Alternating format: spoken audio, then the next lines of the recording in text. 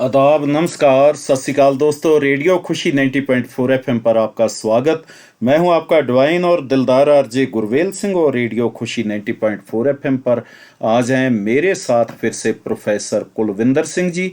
और प्रोफेसर साहब आज हमें बता रहे हैं कि हम जिंदगी में कैसे सफल हों, क्योंकि एक नेचुरल है कि हर बच्चे के मन में, बड़ों के मन में भी एक कंफ्यूज होता है, क्या करें, ये कर लेते तो कैसे रहता, ये कर लेते तो कैसे होता। और ये कन्फ्यूज़न, ये डाउट कई बार हमें ज़िंदगी में आगे बढ़ने ही नहीं देते।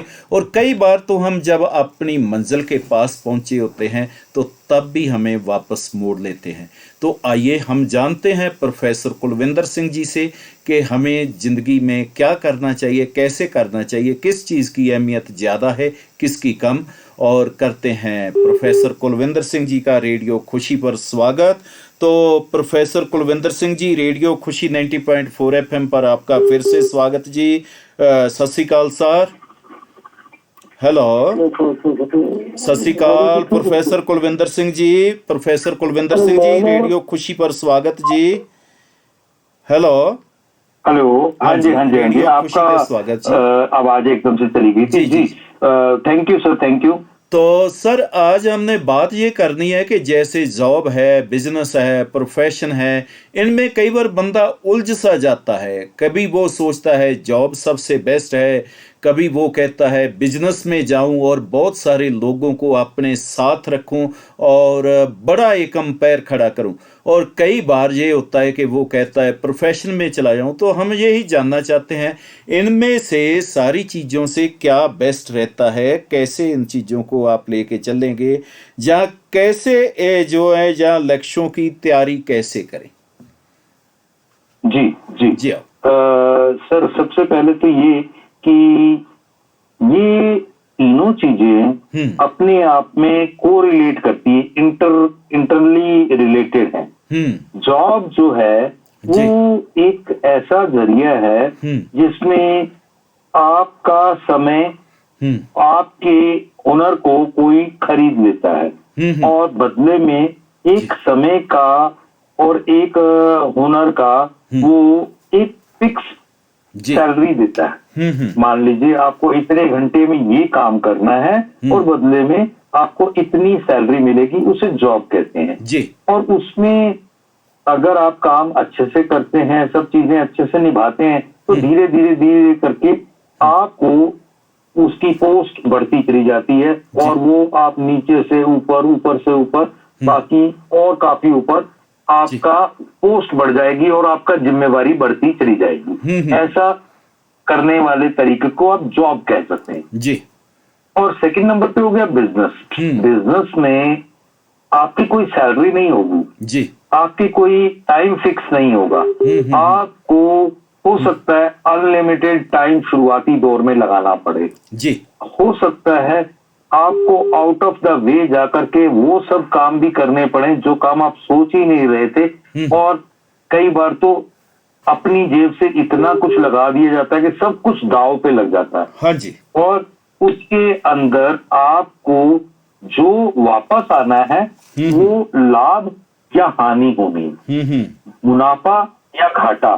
तो मुनाफा या घाटा जो होगा वो आपकी मेहनत या आपके समय लगाने के ऊपर नहीं निर्भर करेगा। वो निर्भर करेगा उसके उस चीज को, उस व्यापार को, उस कारोबार को लोगों ने कितना पसंद किया, लोगों की कितनी जरूरतें उस कारोबार से पूरी होती हैं और वो चीज कितनी अच्छे से लोगों की दिलों में जगह बना पाती है। और उसके अनुसार आपका व्यापार कम ज्यादा, अच्छा बुरा, वो सब कुछ उसके अंदर आता है। ये हो गया व्यापार जी। तीसरा हो गया प्रोफेशन। आप किसी भी एक हुनर को अपने साथ जोड़ लें, चाहे वो as a doctor, as a advocate, as a professor, as a कोई भी आप नाम लें जिसमें कोई एक हुनर जुड़ जाए, एक डिग्री या एक स्किल या एक कारोबार की जानकारी आपके अंदर जुड़ जाए और उसके लिए आप कोई फीस चार्ज करें। बेशक वो फीस सैलरी के रूप में चार्ज करें, बेशक वो फीस पर आवर के रूप में चार्ज करें, पर डे, पर जॉब या पर किसी भी तरीके से कॉन्ट्रैक्ट के रूप में चार्ज करें जी। तो वो सब चीजें जब होने लग जाएंगी तो धीरे धीरे धीरे धीरे आप उसमें अपना नाम बनाते हैं जी। जब आपका एक नाम और आपकी एक बहुत जबरदस्त स्किल डेवलप हो जाती है तो आपने देखा होगा कई एडवोकेट्स ऐसे हैं जो एक मतलब डेट पर अपनी एक पेशी देने के लिए कई कई लाख रुपए चार्ज करते हैं जी। और उनका उस पेशी में जो किया गया वायदा होता है वो पूरा भी करते हैं। किसी भी तरीके से मान लीजिए उनके क्लाइंट को जमानत दिलानी है तो उनको पता है कि क्या क्या कानून के तोड़ हैं, वो पहले से तैयारी के साथ जाते हैं और जज के पास भी कोई और चारा नहीं होता सिवाय इसके कि वो उसको दे, है ना।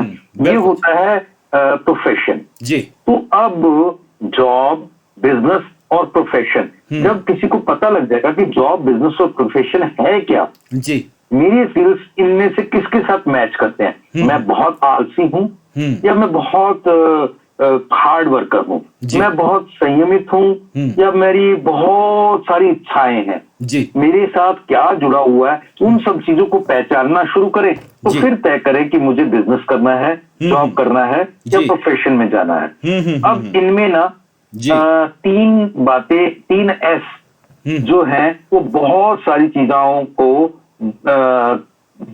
बयान करते हैं।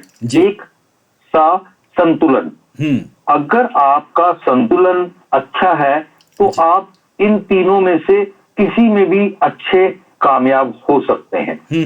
अगर आपकी संतुष्टि बहुत तीव्र है, बहुत अच्छे से आप संतुष्ट रहते हैं तो आप कहीं ना कहीं जॉब और प्रोफेशन में ज्यादा अच्छे से कामयाब हो सकते हैं जी। लेकिन आप संयम के बहुत तेज हैं तो आप जॉब में बहुत अच्छे से आगे जा सकते हैं जी।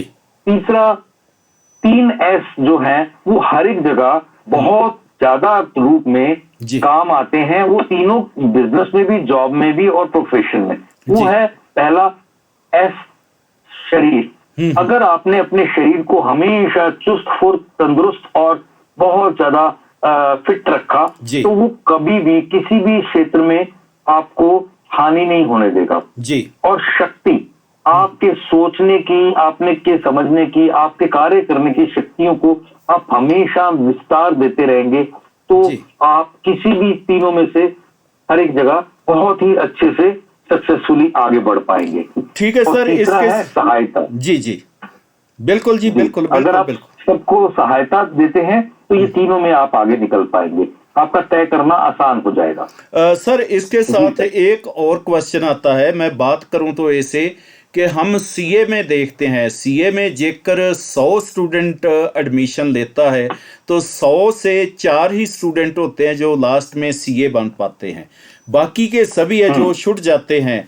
और मेरा सवाल यही है कि हजारों में से कुछ की ही सिलेक्शन क्यों होता है और बाकी को जो 100% के रास्तों के बारे में बताएं कि वो क्या करें क्या ना करें, क्योंकि 1-2% जैसे सीए बन गए, सीए की एडमिशन तो ली, आईएएस में बहुत मेहनत करी, बट आईएएस जब बनने की बात आई तो सिर्फ 2-4 ही बने, बाकी के छूट गए।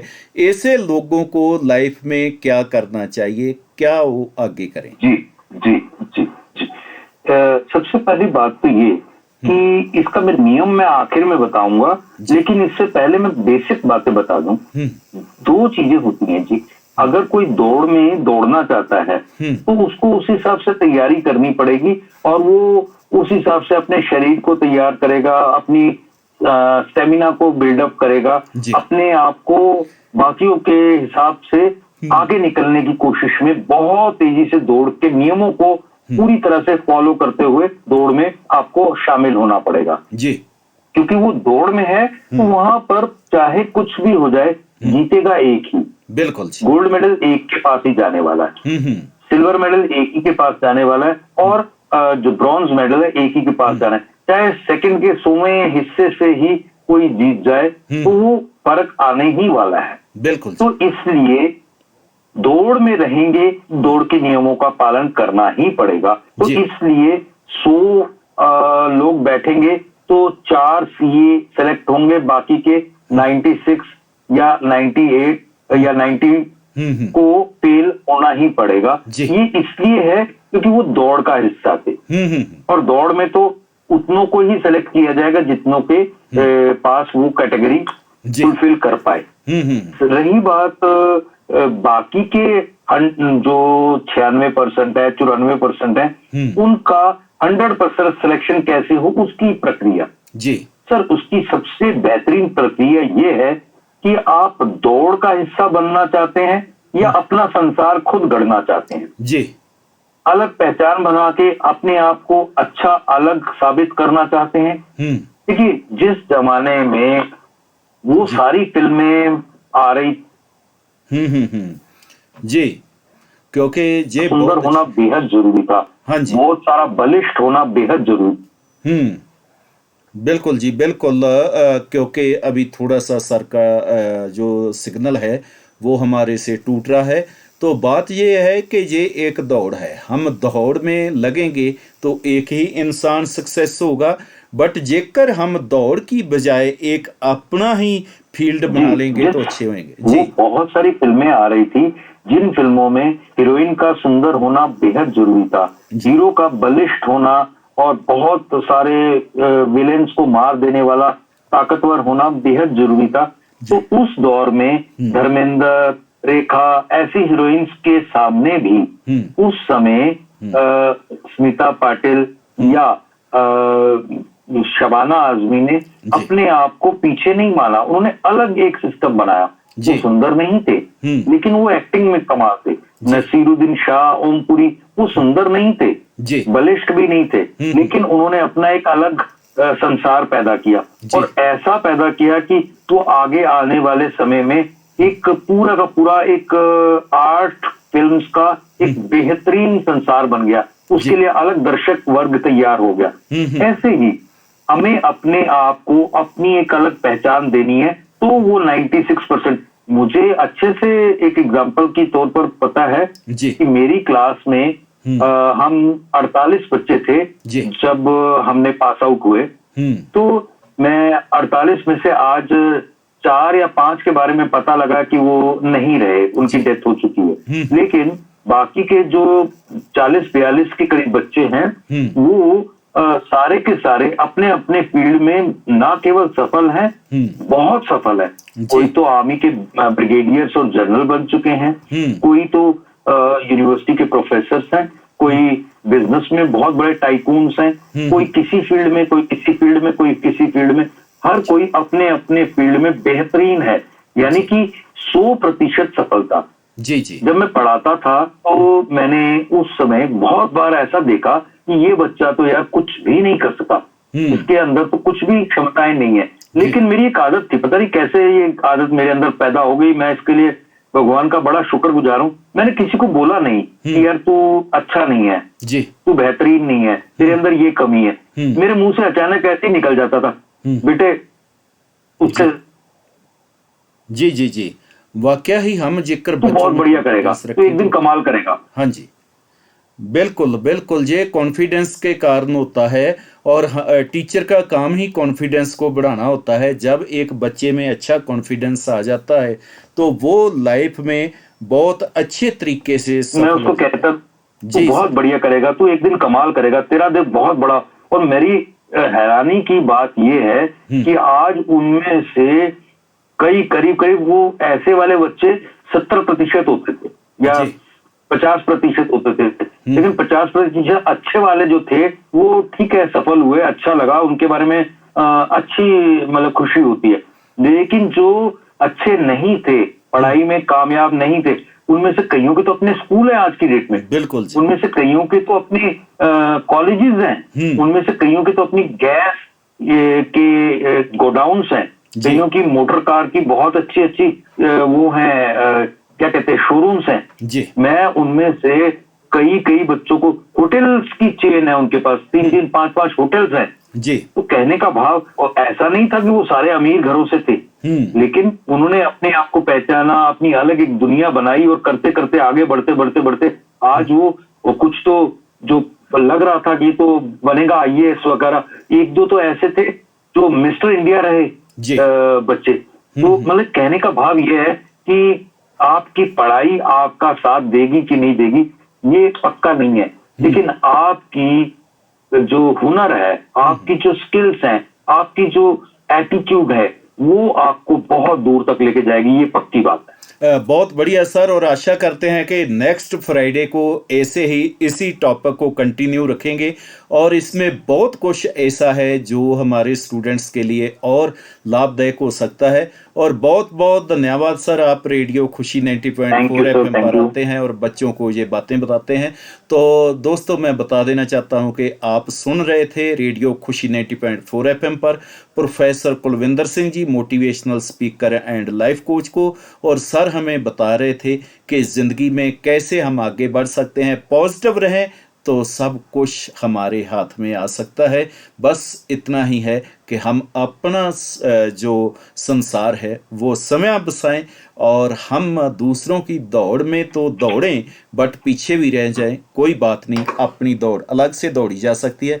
इसके साथ ही दीजिए इजाज़त अपने डिवाइन और दिलदार आरजे गुरवेल सिंह को। कल को किसी और शख्सियत के साथ फिर होगा आपके रूबरू, तब तक के लिए गुड बाय, टाटा, रब रखा दोस्तों।